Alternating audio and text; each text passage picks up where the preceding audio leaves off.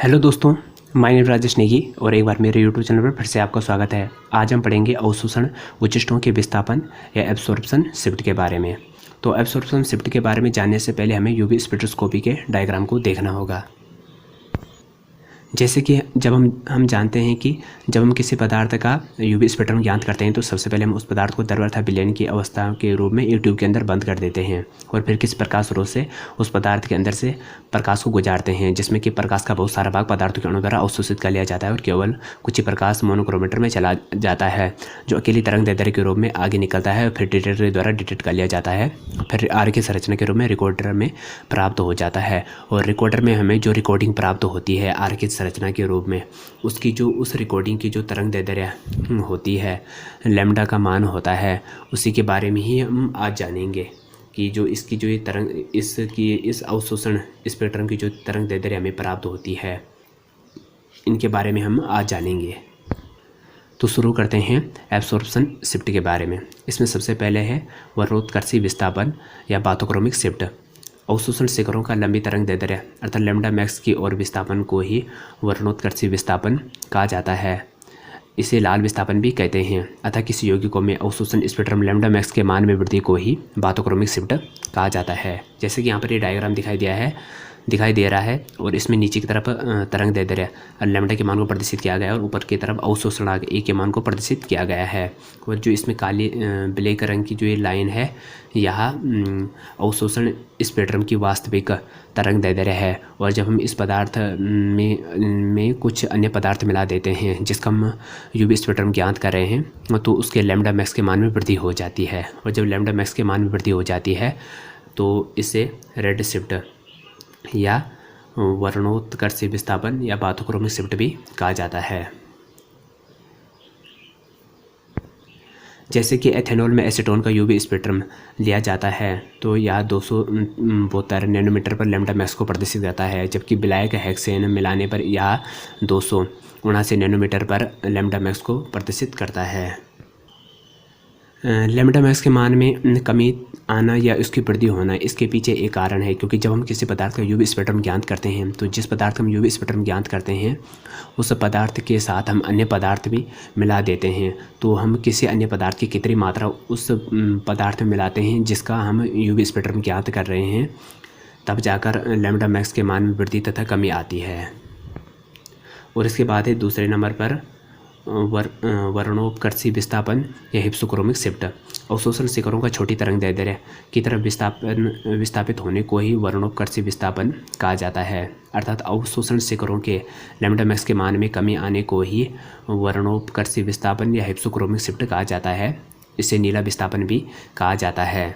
जैसे कि ये डायग्राम में दिखाई दे रहा है कि इसमें नीचे की तरफ तरंग दैर्ध्य तो ऊपर की तरफ अवशोषणों को प्रदर्शित किया गया है और बीच में जो ब्लैक लाइन है यह वास्तविक तरंग दैर्ध्य है। परंतु जब हम इसमें कुछ अन्य पदार्थ मिला देते हैं तो तब अगर इसमें लैम्डा के मान में कमी आती है तो लैम्डा के मान में कमी को ही वर्णोत्कर्षी विस्थापन या हिप्सोक्रोमिक शिफ्ट कहा जाता है।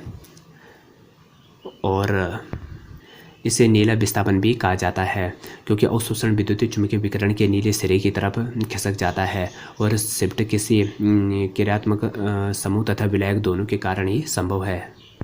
अतः इस प्रकार की जो शिफ्ट होती है वह किसी क्रियात्मक समूह तथा विलायक दोनों के कारण ही संभव होती है, जिसमें कि लैम्डा के मान में कमी आ जाती है। और लैम्डा के मान में जब वृद्धि होती है तो इसे बाथोक्रोमिक शिफ्ट कहा जाता है और लैम्डा के मान में जब भी कमी आ जाती है तो इसे हिप्सोक्रोमिक शिफ्ट या ब्लू शिफ्ट कहा जाता है। उदाहरण के लिए हेक्सेन में एसिटाल्डिहाइड का जो आर बैंड होता है वह 293 नैनोमीटर पर प्राप्त होता है, जबकि आइसोऑक्टेन मिलाने पर यह बैंड 290 नैनोमीटर पर खिसक जाता है। और अब इसमें तीसरे नंबर पर है हाइपरक्रोमिक प्रभाव या हाइपरक्रोमिक इफेक्ट। यदि किसी यौगिकों में किसी परमाणु या समूह के परिवर्तन से यूवी स्पेक्ट्रम में अवशोषण की तीव्रता ई मैक्स के मान में वृद्धि हो जाती है तो इसे हाइपरक्रोमिक प्रभाव कहा जाता है। जैसे कि नीचे डायग्राम में दिखाई दे रहा है कि नीचे की तरफ जो तरंग दैर्ध्य लैम्डा को प्रदर्शित कर रही है और ऊपर की तरफ अवशोषण की तीव्रता ई के मान को प्रदर्शित कर रही है। और जब किसी यौगिकों के परमाणु या उनके समूह में कोई परिवर्तन हो जाता है तो तब यूवी स्पेक्ट्रम में अवशोषण की तीव्रता जो ई मैक्स होता है उसके मान में जब यदि वृद्धि हो जाती है तो उसके मान में वृद्धि को ही हाइपरक्रोमिक प्रभाव या हाइपरक्रोमिक इफेक्ट कहा जाता है। और चौथा है हाइपोक्रोमिक प्रभाव या हाइपोक्रोमिक इफेक्ट। जब यदि किसी यौगिकों के परमाणु अर्थात समूह में कोई परिवर्तन आ जाता है तो अवशोषण की तीव्रता Emax के मान में कमी आ जाती है और Emax के मान में कमी को ही हाइपोक्रोमिक प्रभाव या हाइपोक्रोमिक इफेक्ट कहा जाता है। अतः यूवी स्पेक्ट्रम में इसके अवशोषण का जो शीर्ष होता है वो नीचे की तरफ गिर जाता है, तो इसे हाइपोक्रोमिक प्रभाव कहते हैं। जैसे कि डायग्राम में नीचे की तरफ तरंग दैर्ध्य, ऊपर की तरफ अवशोषण की तीव्रता को प्रदर्शित किया जा रहा है। और जब किसी यौगिकों में परमाणु अथवा समूह में कोई परिवर्तन आ जाता है तो अवशोषण की तीव्रता Emax के मान में कमी आ जाती है, अर्थात Emax का मान जो होता है वह नीचे की तरफ गिर जाता है, तो इसी को ही हाइपोक्रोमिक प्रभाव कहा जाता है। और जब Emax के मान में वृद्धि हो जाती है तो इसे हाइपरक्रोमिक प्रभाव कहा जाता है, और जब Emax के मान में कमी आ जाती है तो इसे हाइपोक्रोमिक प्रभाव कहा जाता है।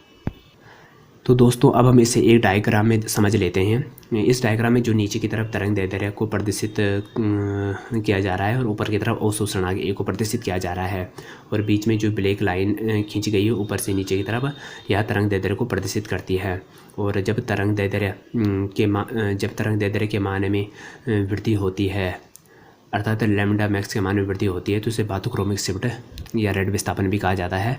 और जब यदि तरंग दैर्ध्य के मान में कमी आती है तो इसे हिप्सोक्रोमिक शिफ्ट या नीला विस्थापन भी कहा जाता है। और जब यदि अवशोषणांक की तीव्रता Emax के मान में वृद्धि होती है तो इसे हाइपरक्रोमिक शिफ्ट कहा जाता है। और जब यदि अवशोषणांक की तीव्रता Emax के मान में कमी आती है तो इसे हाइपोक्रोमिक शिफ्ट या हाइपोक्रोमिक इफेक्ट कहा जाता है।